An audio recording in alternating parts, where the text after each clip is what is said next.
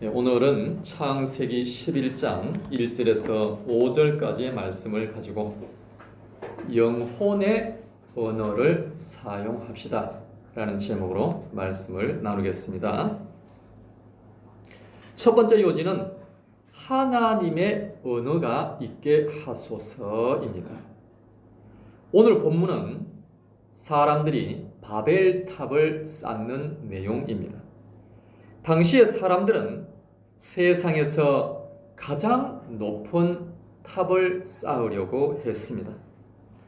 이 사진을 보시면 현재 세계에서 가장 높은 빌딩으로서 두바이에 있는 부르즈 할리파입니다.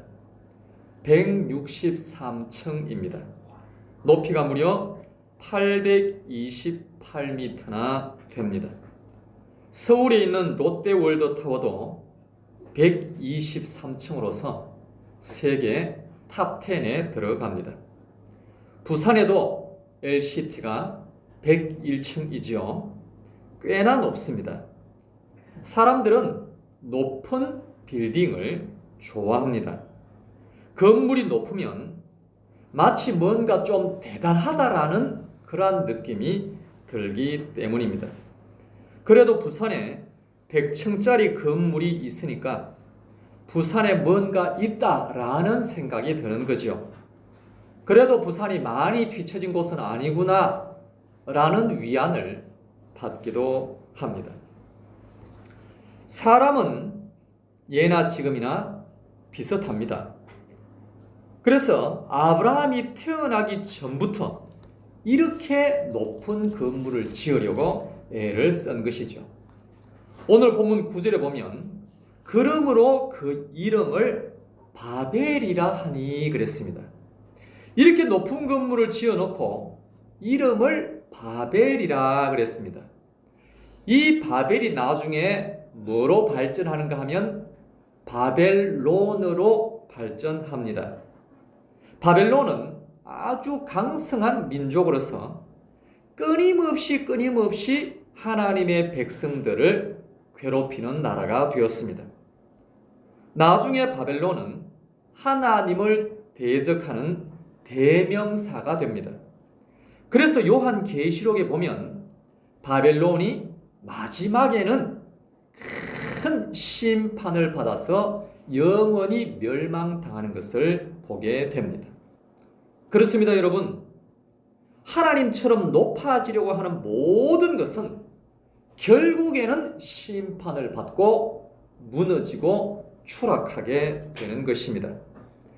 그런데 여러분, 하나님처럼 높아지려고 하는 마음은 바벨 때 시작되었을까요? 그렇지 않습니다. 창세기 3장 5절에 보면 너희가 그것을 먹는 날에는 너희 눈이 밝아져 하나님과 같이 되어 선악을 알 줄 하나님이 아심이니라 그랬어요. 뱀이 하와를 미혹하는 장면이죠. 뱀은 창세 전에 하나님처럼 높아지려고 했습니다. 당연히 실패했죠. 그래서 이제는 하와를 꼬드깁니다. 어떻게 꼬드기는가 하면 하나님처럼 높아질 수 있다라고 꼬드깁니다. 즉 교만한 마음을 불어넣으려고 한 것입니다. 그런데 뱀의 이 수법이 하와에게 통한 거예요. 그래서 하와가 하나님같이 되려고 선악을 알게 하는 나무의 열매를 먹고 사망에 이르게 된 것입니다. 이렇게 교만해진 하와는 이제 아담에게 선악을 알게 하는 나무의 열매를 먹어보라 그랬습니다. 결국 아담도 미혹되어서 그 열매를 먹고 결국에는 사망에 이르게 된 것입니다. 그리고 아담의 피를 이어받은 모든 후손들이 바벨을 건설하여 하나님과 같이 높아지려고 했던 것입니다. 그 결과가 무엇입니까?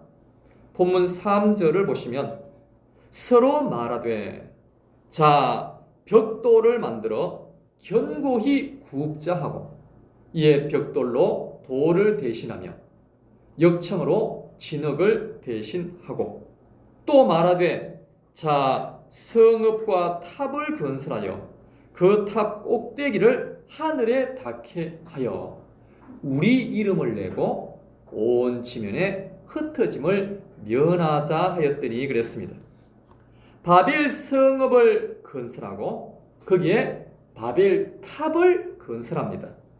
얼마나 높이 건설하려고 하는가 하면 그 탑 꼭대기를 하늘에 닿게 하려고 하는 겁니다. 이때부터 세계 최고층 빌딩 경쟁이 시작되지 않았나 생각을 하게 되는 겁니다. 그러면 어떻게 고층 빌딩을 지어야 할까요? 100층 빌딩을 지기 전에 어떻게 시작을 해야 됩니까? 그것은 바로 기공 예배로 시작을 해야 되는 겁니다. 하나님께서 도우셔서 아무런 차질 없이 공사가 진행되도록 예배를 드리고 시작을 해야 된다라는 겁니다. 그런데 그렇게 하지 않은 거죠. 왜 그렇게 하지 않았는가 하면 하나님이 안중에도 없기 때문에 그렇습니다.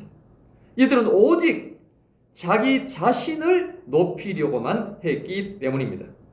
그래서 4절 중간에 보면 그 탑 꼭대기를 하늘에 닿게 하여 우리 이름을 내자라고 했던 겁니다. 높은 빌딩을 지어서 자기 이름을 내겠다라는 거죠. 양산에 제일 높은 건물이 뭡니까? 요 앞에 있는 유림 노르웨이가 아닌가 생각됩니다. 아직까지는 더 높은 빌딩은 보이지 않는 것 같습니다. 그런데 대학병원 옆에 100층짜리 빌딩을 짓는다라고 가정을 해보겠습니다. 건축주가 홍길동 씨입니다. 그러면 이 100층짜리 빌딩 이름을 여러분 뭐라고 짓겠습니까? 물론 뭐 양산타워 뭐 이럴 수도 있겠죠.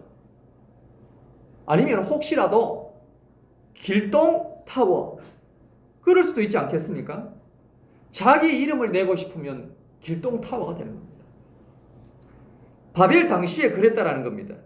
자기들의 이름을 내려고 당시 세계 최고 탑을 지으려고 했다라는 겁니다. 얼마나 교만합니까? 이 교만은 결국 뱀에게서 온 겁니다. 그래서 마귀의 자녀라고 하는 거예요. 요한복음 8장 44절 너희는 너희 아비 마귀에게서 나서니 너희 아비의 욕심대로 너희도 행하고자 하느니라 그랬습니다. 마귀의 그 높아지려고 하는 마음을 본받은 사람들이 마귀처럼 자기 이름을 내면서 더 높아지려고 한다라는 겁니다. 아버지 마귀의 그 악한 본성을 그대로 닮은 모습입니다. 그러면 어떻게 해야 합니까?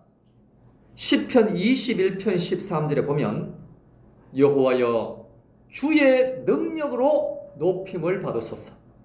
우리가 주의 권능을 노래하고 찬송하게 하소서 그랬습니다. 바벨탑을 지으려고 기공 예배를 드릴 때 하나님의 능력을 나타내셔서 이 건축이 순조롭게 진행되게 하여 주시옵소서.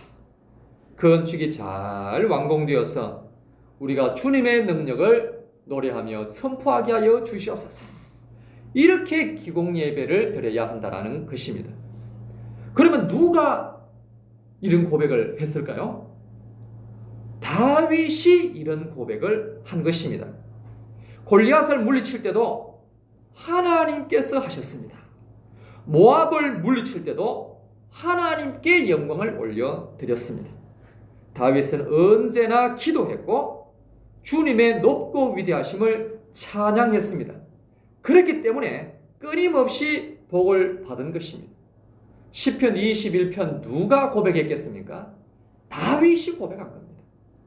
반면에 자기 이름을 내려고 했던 바벨 사람들은 결국에는 흩어짐을 당하게 되었습니다. 1절을 보시면 온 땅의 언어가 하나요 말이 하나였더라 그랬습니다. 이들은 한 공동체로서 언어와 말이 하나였습니다. 그런데 이 언어와 말로서 오직 사람의 말만 하는 거예요. 우리가, 내가, 우리가, 내가.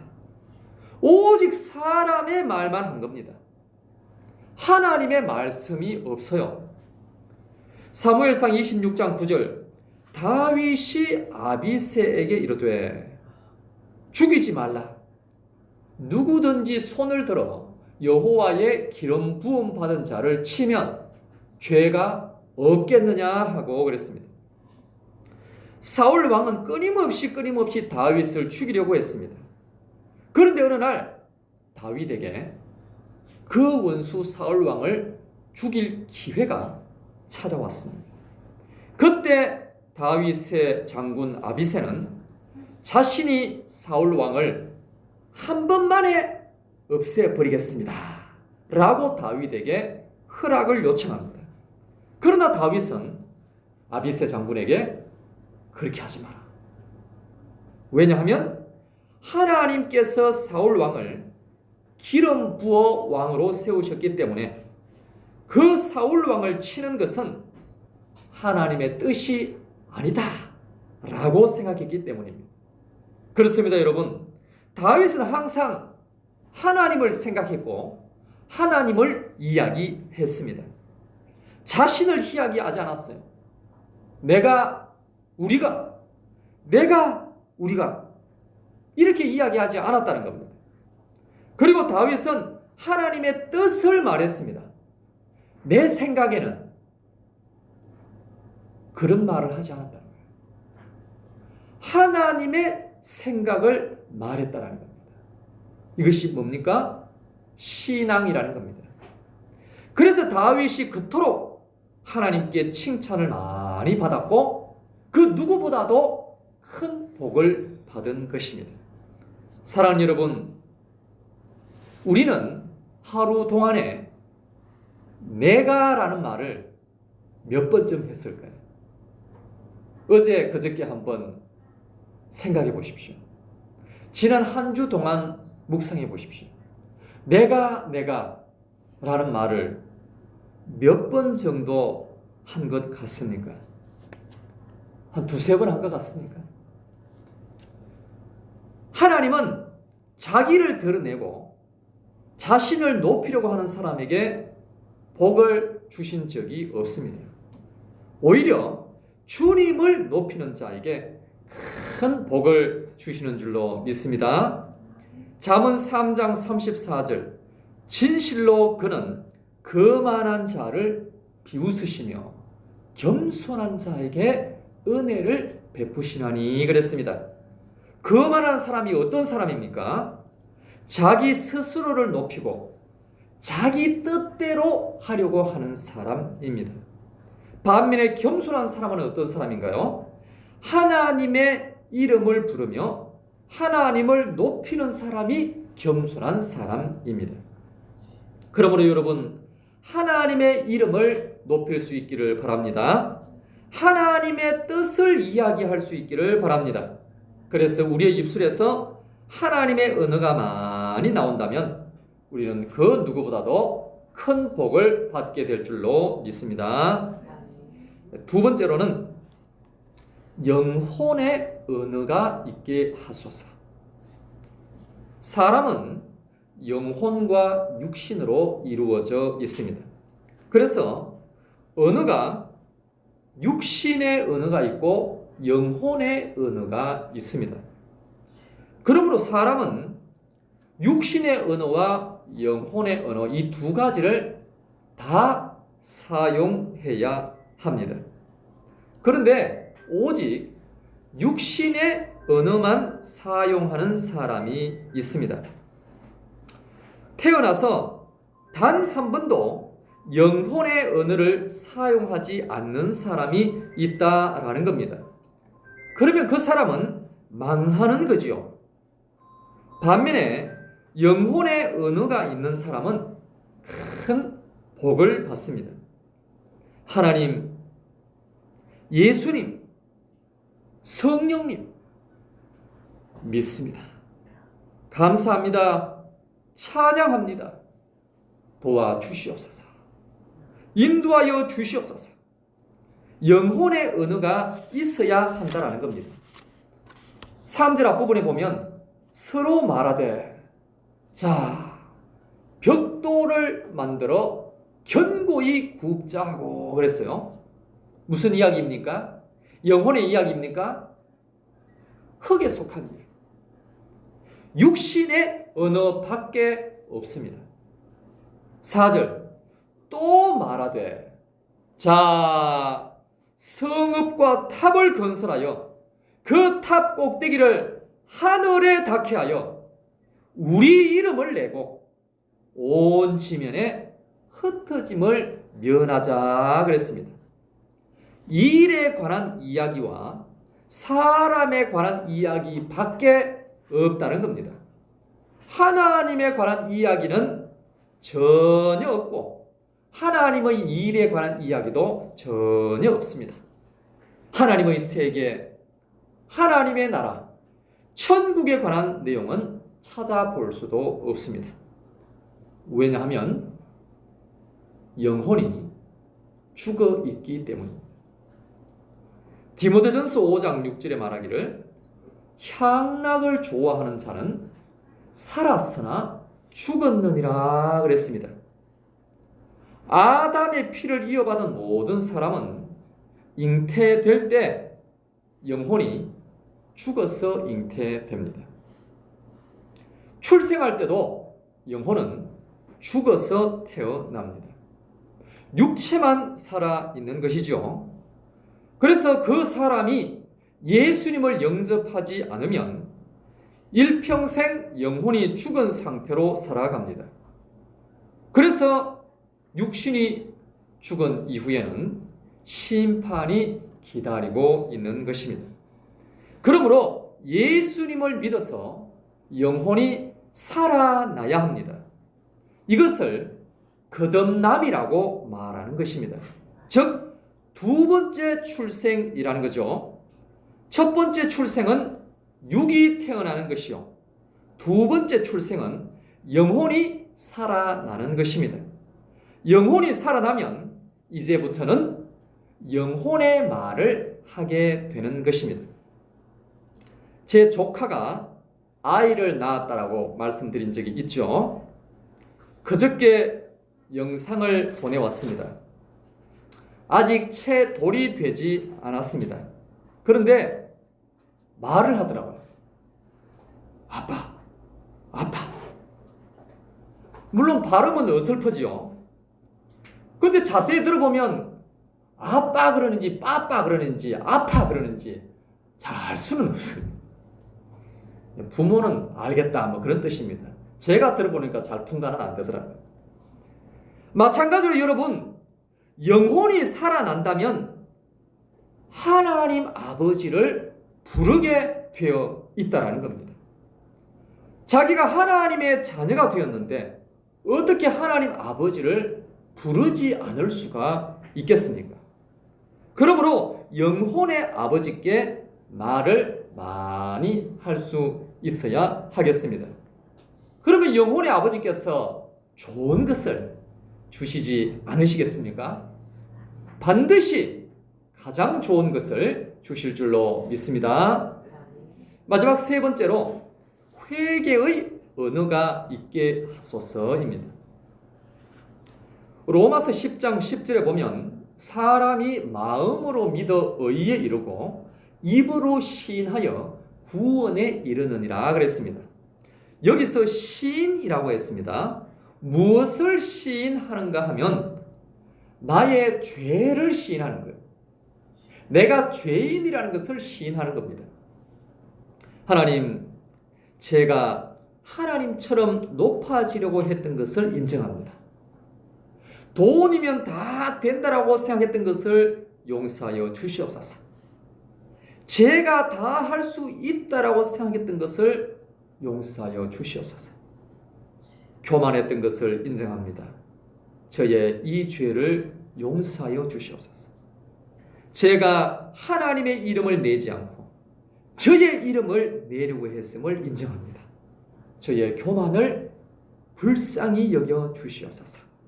저는 죄인입니다. 용서하여 주시옵소서라고 회개 기도를 해야 합니다. 요한일서 1장 9절에 보면 만일 우리가 우리 죄를 자백하면 그는 미쁘시고 의로우사 우리 죄를 사하시며 우리를 모든 불의에서 깨끗하게 하실 것이요 그랬습니다. 사랑하는 여러분, 하나님은 무엇에 제일 약할까요? 하나님은 회개에 가장 약하십니다. 그래서 우리가 우리 죄를 고백하면 하나님은 곧바로 용서해 주십니다. 한 번도 용서해 주시지 않으신 적이 없다라는 겁니다.